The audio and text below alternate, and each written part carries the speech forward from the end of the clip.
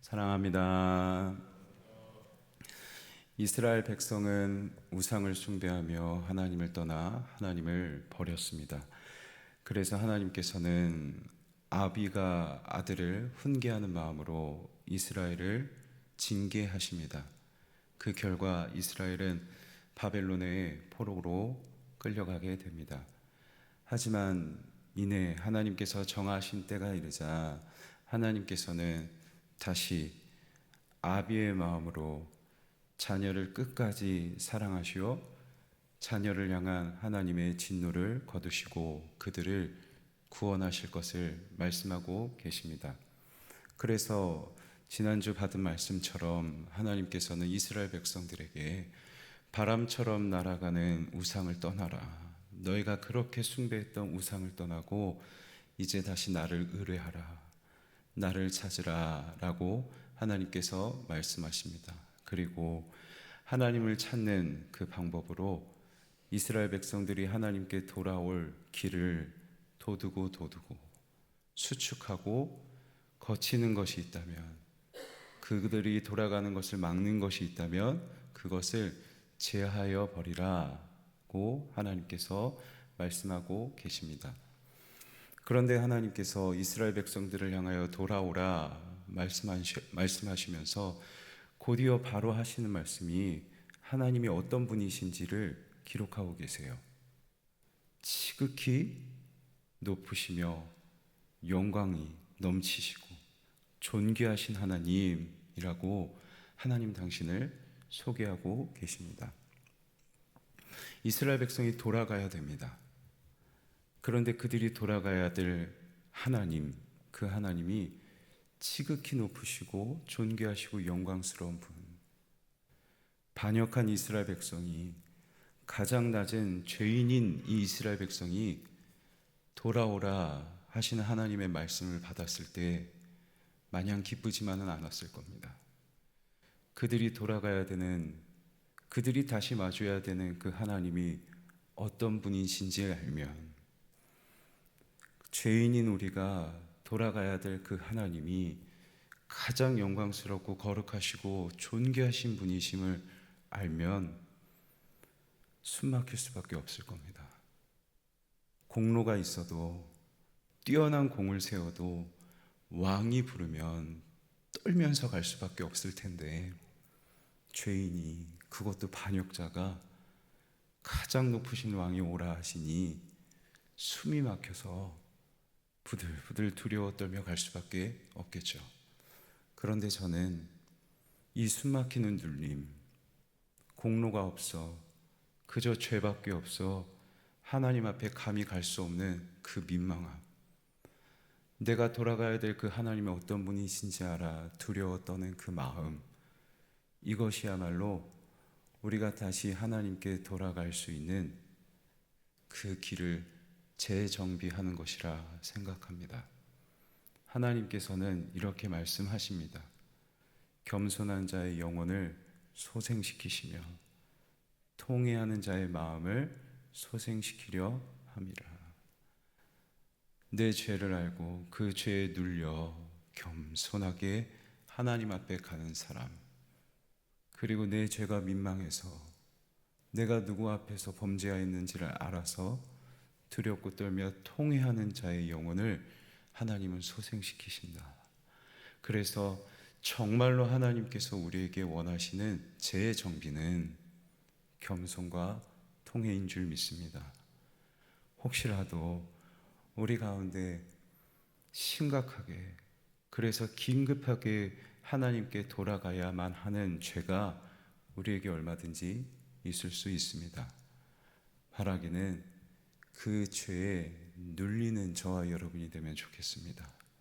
그 죄의 무게를 알고 나를 부르시는, 돌아오라 오시는 그 하나님의 향한 민망함에 눌려서 겸손하고 통회하며 하나님께 돌아가는 저와 여러분이 되면 좋겠습니다.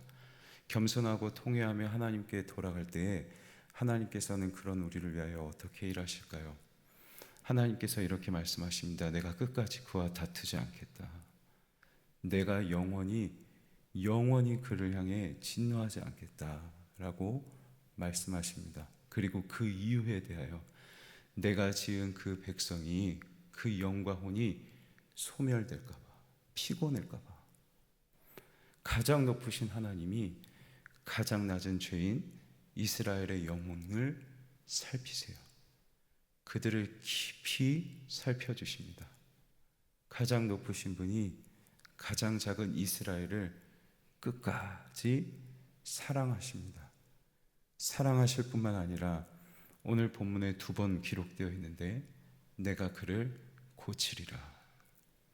우상 숭배하며 하나님의 마음을 외면했던 그들의 영혼을 새롭게 하시겠다, 고치시겠다, 거룩한 영으로 성령으로 채우시겠다라고 하나님께서 말씀하시는데, 말씀하시면서 이렇게 기록하십니다. 입술의 열매를 창조하는 자가 이르시되. 하나님께서는 빛이 있으라 말씀하셨습니다. 창조하실 때 빛이 있으라 말씀하시자 정말로 그 말씀하신 대로 열매가 있었습니다. 말씀하신 대로 빛이 있었습니다. 다시 말해 하나님의 입술에서 나오는 하나님의 말씀은 반드시 이루어집니다. 그 입술의 열매를 창조하시는 이가 이르시니 내가 그를 고치리라. 우상 숭배했습니다. 내 마음대로 살았습니다. 쾌락을 행했습니다. 그런데 그가 겸손과 통회로 하나님께 돌아오면 그가 어떠한 죄를 지었던 하나님께서 반드시 그를 고칠 것이다. 반드시 고칠 것이다. 라고 약속하고 계신 것이죠. 그리고 이어서 역시 동일하게 반복하시는 것이 있으니 평강이 있을지어다. 샬롬. 이 평강이라는 말은 우리의 죄가 하나님 앞에서 완전히 잊혀졌다는 겁니다. 하나님과 우리의 관계를 맡고 있는 우리의 죄가 완전히 치워져 버렸다는 것. 하나님께서 이전에 행한 우리의 죄를 다시 기억하지 않으시겠다.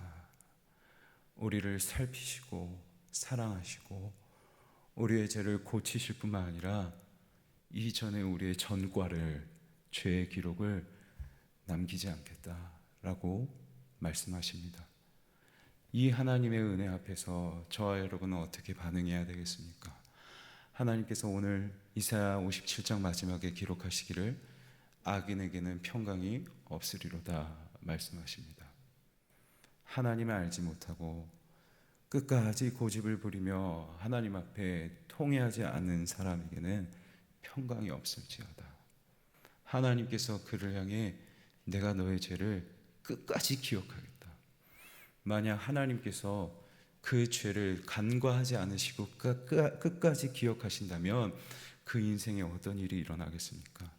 바로 앞구절에 그의 인생이 이럴 것임을 이야기하는데 진흙과 더러운 것이 솟아나는 늘 요동하는 바다와 같을 것이다.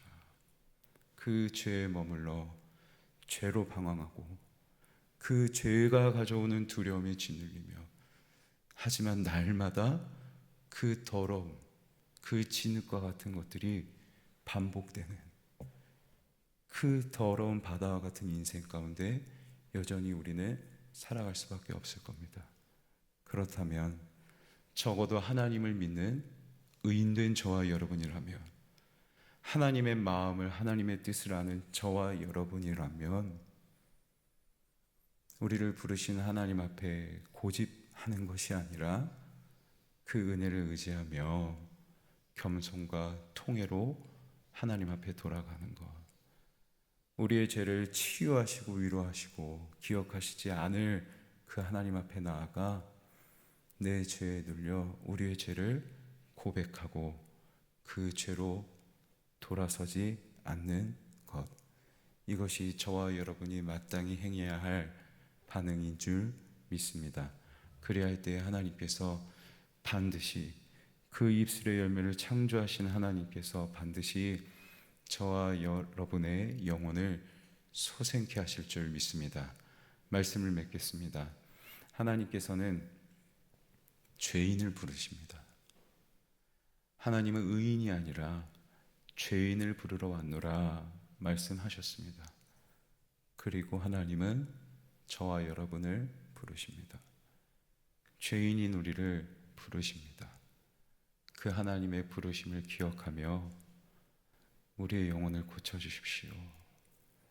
겸손과 통회함을 허락하셔서 하나님 앞에 내 죄를 고백하게 하시고 내 죄를 기억하시지 않을 하나님 앞에 나아가 나도 내 죄를 다시 기억하지 않고 내 죄를 다시 반복하지 않는 은혜를 허락하여 주시옵소서라고 기도하는 저와 여러분의 이 아침이 되길 주님의 이름으로 간절히 소망합니다.